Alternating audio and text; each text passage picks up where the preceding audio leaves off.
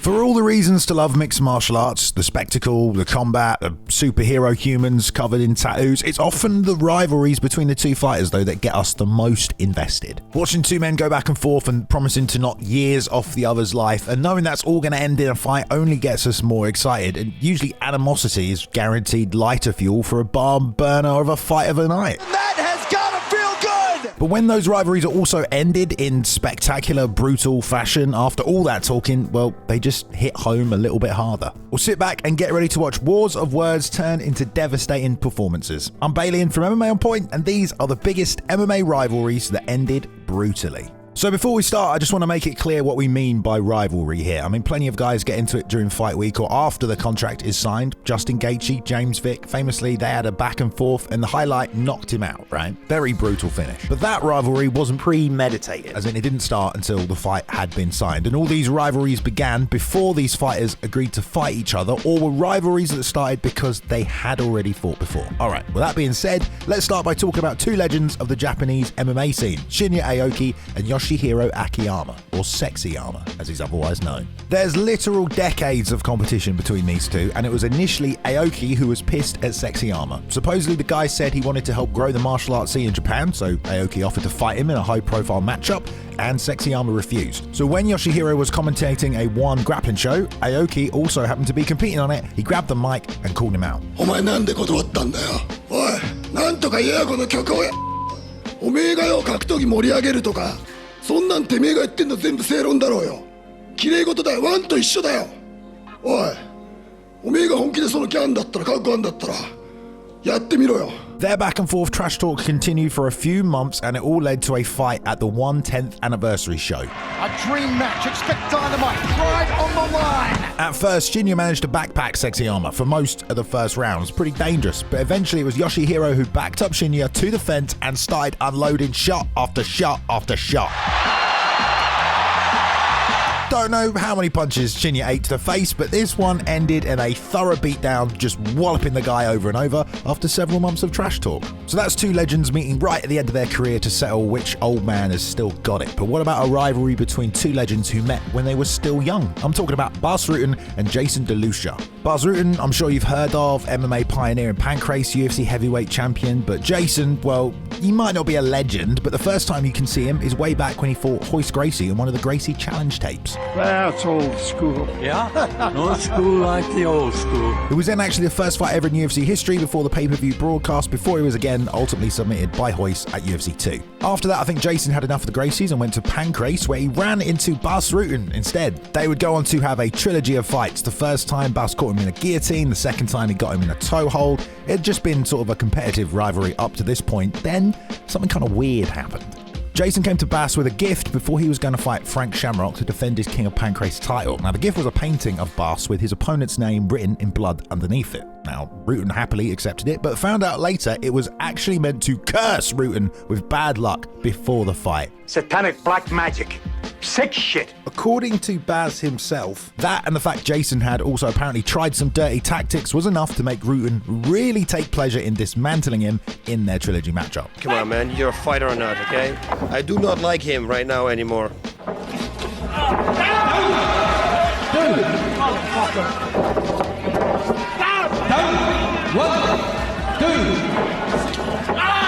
That is the liver shot that finished the fight and that broke his liver.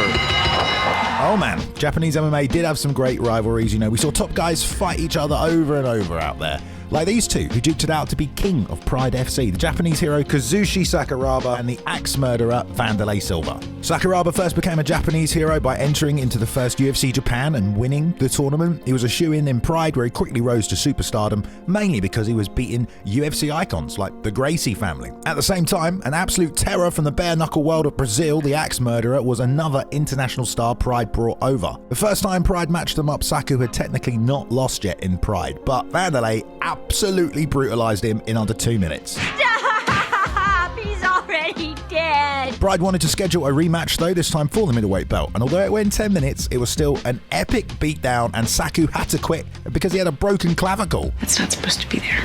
The final matchup of this rivalry happened only a year after that, the first round of the 2003 Grand Prix. They matched up, and the stoppage this time was even more brutal.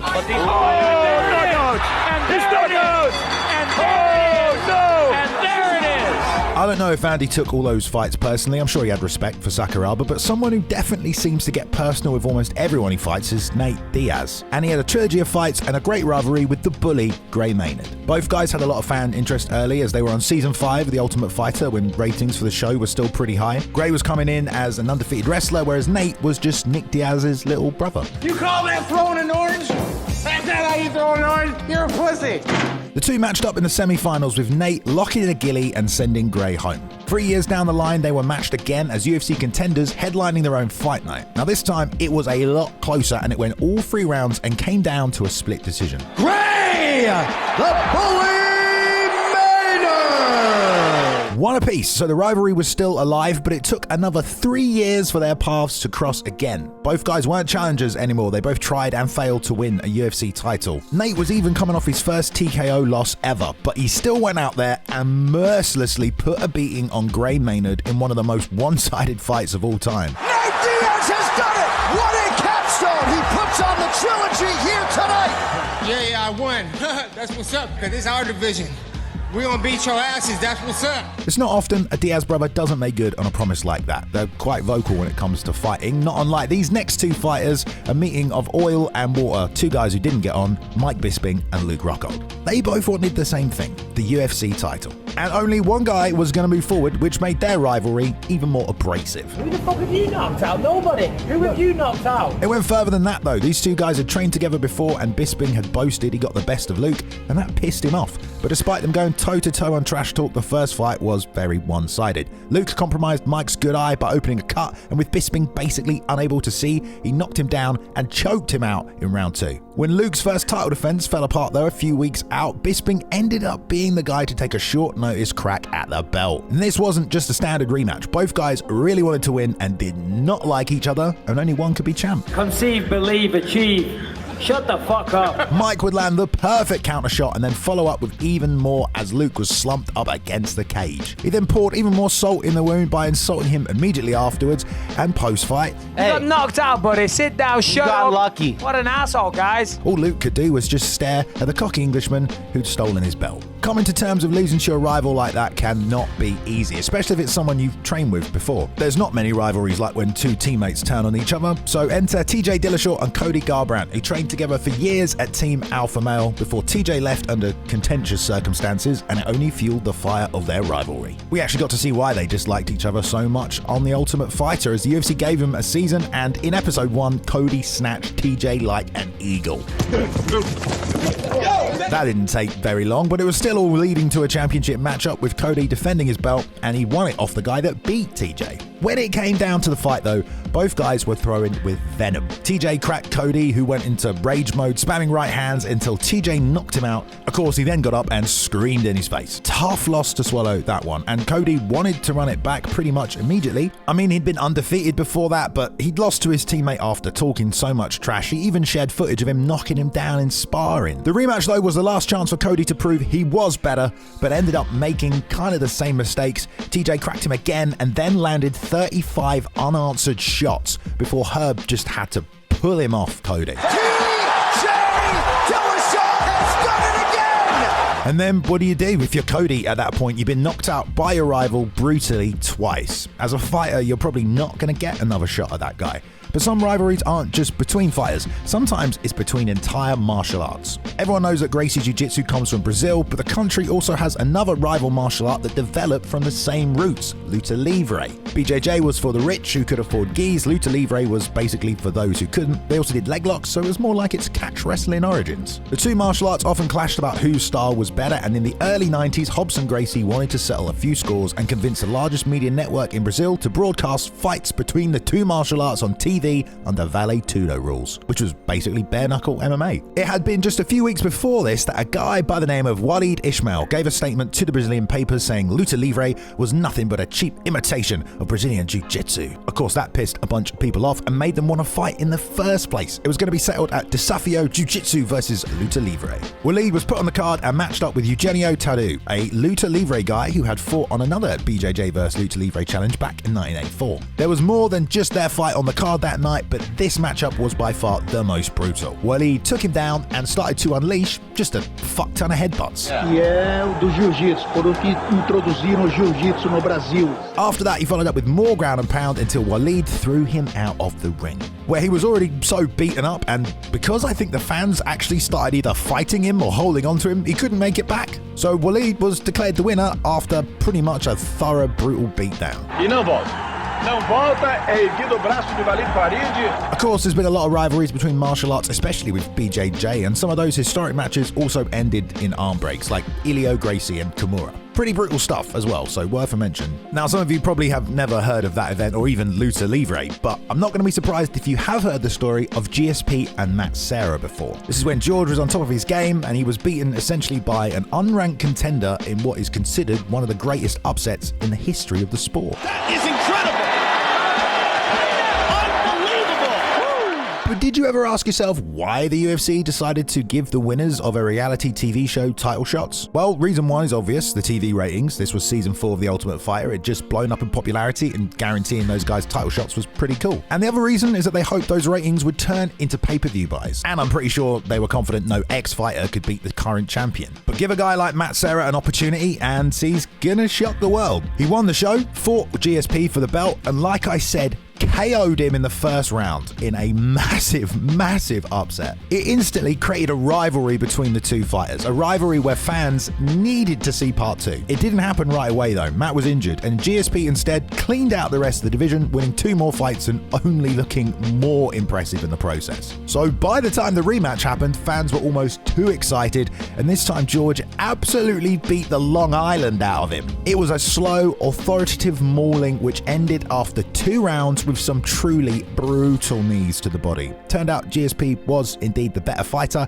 and this rivalry was put to bed. He'd of course go on to have years of dominance. Some fighters do have those special years where they seem to be operating on a wavelength above or even beyond the sport of MMA, and Jorge Masvidal had one of those years back in 2019, didn't he? Some of you probably remember it. He even won the BMF championship, but that wasn't a UFC title. Kamaru Usman had that, and although Jorge had a good year, he wasn't really in line for a shot at the belt. That is until Gilbert Burns fell out of his championship fight and Jorge stepped in on super duper short notice. At that point, Masvidal had already pretty much badmouthed everyone at welterweight, but he dropped a freaking YouTube video specifically about Usman. So the bad blood was building and building for this matchup, but the first one was classic snoozement. The fight mainly involved holding Jorge against the cage and stamping on his feet. Remember, we're getting paid to fight and you trying to rub feet? Cool, bro. We'll see what happens when I got a little bit more than 6 days to prepare for your ass. He hits like a bitch, and I looked him right in the soul and I was like, man, you could never hurt me. They ran it back, but this time in front of a live Florida crowd, the first after the pandemic, and it only made the whole thing feel even more intense. This time Jorge was getting a full training camp and the rivalry was back on. What happened next was absolutely insane though.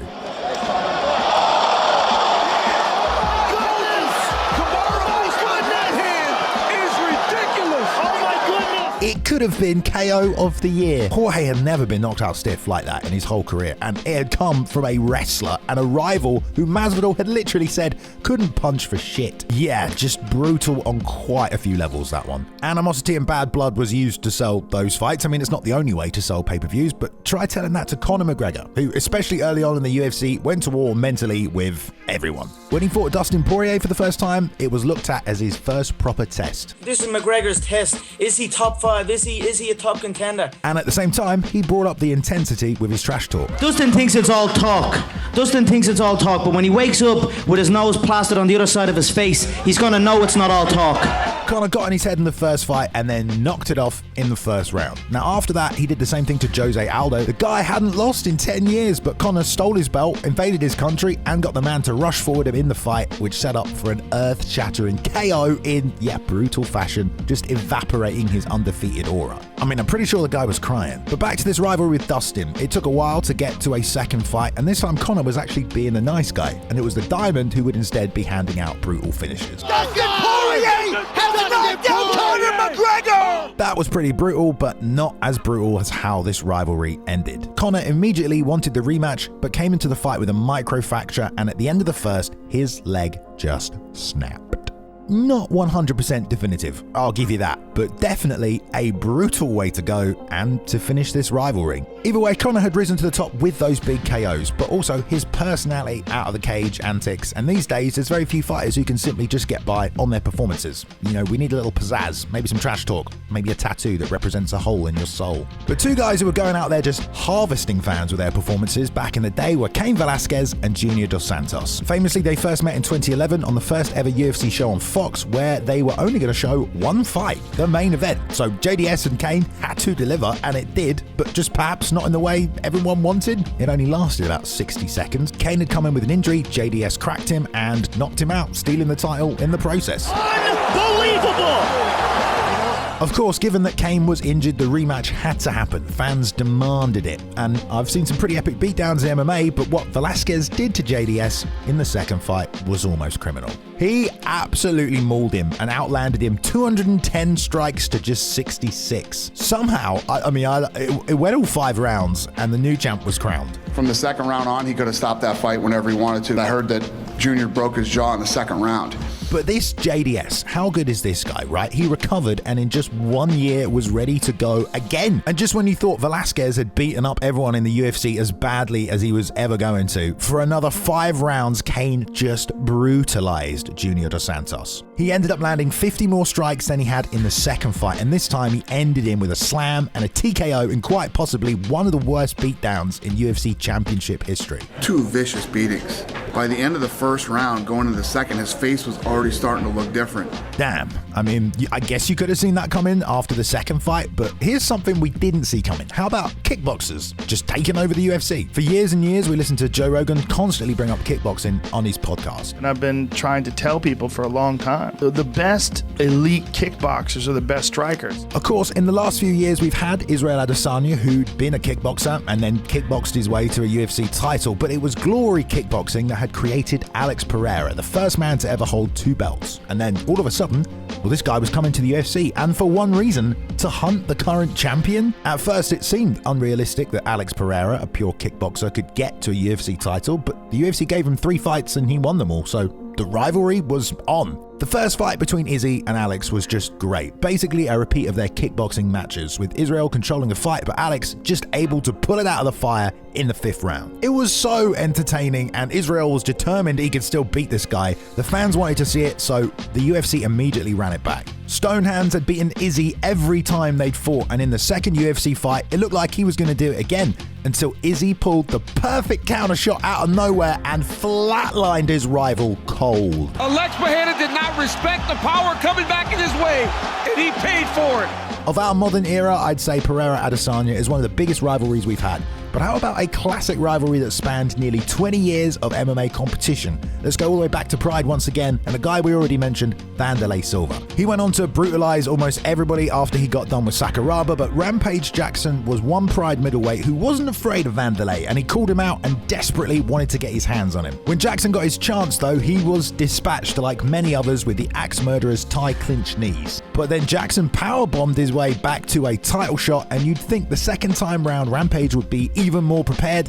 but he actually kind of sabotaged himself. I think I fasted for 3 or 4 days. How bad was that? Bro, I was in another place. Silva spared no mercy the second time out and finished him again and left him just dangling on the ropes. Pride then ended and Wanderlei had come out winning the rivalry. But soon enough, they both found themselves in the UFC, and the matchmakers couldn't say no to a trilogy fight, and nor could the fans. Despite the absolute battering that Rampage had taken from Vandy over the years, in just 3 minutes, he landed the perfect cover roll hook and finally knocked Vandy out. It is all over! Man, that must have felt good. After all those knees, after all those losses, I mean, shit, Rampage snuck 2 extra punches in there just for revenge. And yeah, okay, they would rematch 10 years after the third fight for an epic 4th contest, but I mean, we can hardly count that, can we? Still, it was a TKO for Rampage. Technically, these boys are 2-2 now, so how about a 50-year-old rematch, anyone? No, I don't think I will.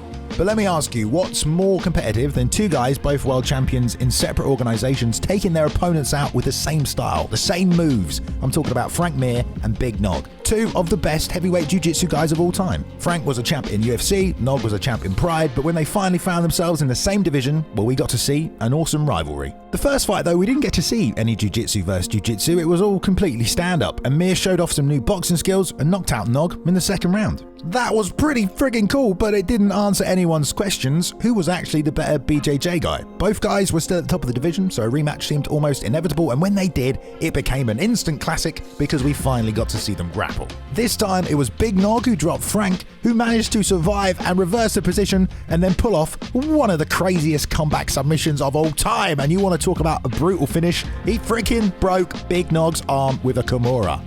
The classic Kimura, been defeating BJJ legends since the 1950s. This rivalry was put to bed with that one, and Mir was the first guy to ever KO and sub Big Nog. Now that rivalry was built more on mutual respect, but if you want to talk about a bad blood rivalry, one built on disdain and just the idea that one guy could dare claim he could beat the other, well, you gotta look at John Jones versus Daniel Cormier. There's nothing you can do to stop me, Daniel Cormier. You will lose this fight, Daniel Cormier. I want you to believe it. It had all started way before they were matched up when they met backstage, and John said he could take DC, an Olympian, down. 2 alpha males, I mean, the rivalry just built from there. The first fight went all 5 rounds after John Jones slowly started to break down Cormier, but I think we all knew they were definitely going to run this one back. But it took 2 years for them to be in the cage again together. It was supposed to happen at UFC 200, but that fell apart, so by the time we got back together, it was even more hype than the first. This time, though, it wasn't a tough back and forth. John set up DC for a devastating head kick in the 3rd round. And then DC fell trapped against the cage, and Bones may actually have been trying to kill him with the ground and pound. Absolutely brutal end to the rivalry until technically that fight becomes a no contest because John Jones tested positive for Turinabol.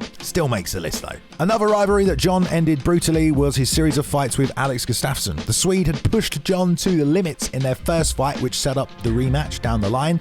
But the second time around, John ended that one with even more ruthless ground and pound. A classic rivalry, that one though, and I'm sure we'll remember it for a long time. But if you want to talk classic rivalries, they don't get much more classic than the Song of Ice and Fire. Not Game of Thrones, I'm talking about Chuck Liddell and Tito Ortiz, a rivalry from the MMA Dark Ages before Dana White was in charge of the UFC and was in fact still both of their managers. And the word was that Chuck used to punish Tito in the training room, making him quit. When we trained together, I took him down way more than he took me down. And when we're striking, I used to drop him with body shots, and that's why he never wanted to fight me back in the day. Fans wanted for the longest time to see the two of them fight, but Tito seemed to be the guy who didn't want it to happen, saying that they were just 2 good friends. Either way, the build-up went on for several years, and while Tito was champ, he didn't fight Chuck. When they finally stepped in the cage, it was indeed the Iceman who just ran through Tito, knocking him out in the 2nd round. But there was still bad blood between the two, and 2 more years down the line when Liddell was champion, they rematched again. Chuck had promised the same result, and although he took a little longer in the rematch, when it was apparent there was nothing Ortiz could do, Chuck just started toying with him and dropped him and beating on him like he owed him lunch money, which he may have, I don't know. Still, the rivalry wasn't exactly put to bed at that point. They did another season of The Ultimate Fighter and were supposed to fight again, but they didn't. Unless you count some kind of dream I think I had where they did run it back for the 3rd time, but I mean, that can't have been them. And so we come to the last entry in this video, right? What could possibly be the most brutal end to a rivalry ever? Well, we're going back to the man we started with in this video, Shinya Aoki, and what he did in Dream against a guy called Mizuto Hirota. Shinya Aoki, of course, fought in Dream after Pride had ended alongside fellow legends like Hirota Sakurai, who was also on a big win streak, so the two of them, it seemed inevitable, would match up. But just 10 days out from a scheduled bout they had at a New Year's show, it was announced instead that Aoki was going to be fighting Mizuto Hirota. Now, this guy was a champion from a rival Japanese organization, Sengoku. The Dynamite New Year's card, in fact, was going to be scheduled as Dream versus Sengoku, with 7 fights lined up, putting the 2 promotions against each other. But that wasn't the only rivalry on the line that night. For you see, Hirota had just fought Shinya's teammate, Satoru Kitaoka. That had been for the title in Sengoku, and not only did he win, he brutally finished him slowly. It's all over! It's all over! We've got a new champion! We So yeah, that pissed off Aoki and he was ready to get revenge. And then on the night, the event played out. Dream versus Sengoku, and they went 3 for 3 against each other, which meant Aoki and Hirota in the main event was going to decide which promotion won as well as settle their beef. And man, oh man, you could tell Shinya was pissed. He treated him like he was the school bully, pinning his arm behind his back. Aoki in control. In control? That's putting it lightly. Pretty sure with every punch he was saying, fuck you for beating up my friend. But he wasn't done there. Aoki applying the pressure outside. That is disgusting. He broke his freaking arm. Brutal. Then to rub it in even more, he got up and flipped him the middle finger. In my mind, probably the most definitive, violent, and unremorseful finish to any MMA rivalry I've ever seen. Right, everybody, thank you for watching today's video. There you go. Every rivalry, especially the ones that ended in, definitive fashion. Let's just say that. I want to give a shout out to Max Randall, who edited this video. Thank you, Max, mate. This was a big project, a big undertaking, lots of footage, but go show him some support on social media, guys. Also, check out his new YouTube channel, The Combat Arcade. It is pretty good, and I've heard Jiu-Jitsu is popular now. What? Hope you enjoyed the video, though, guys. If you did, give us a thumbs up. Don't forget as well, if you do want to join the channel members, you can do as well. You get unedited access to the podcast and a bunch of other cool stuff. But thank you very much, guys. Hope you enjoyed this one. Hope we got you fired up to go knock someone out. I wouldn't suggest you do that, actually. In fact, just go get on with some work or something. Do your own work.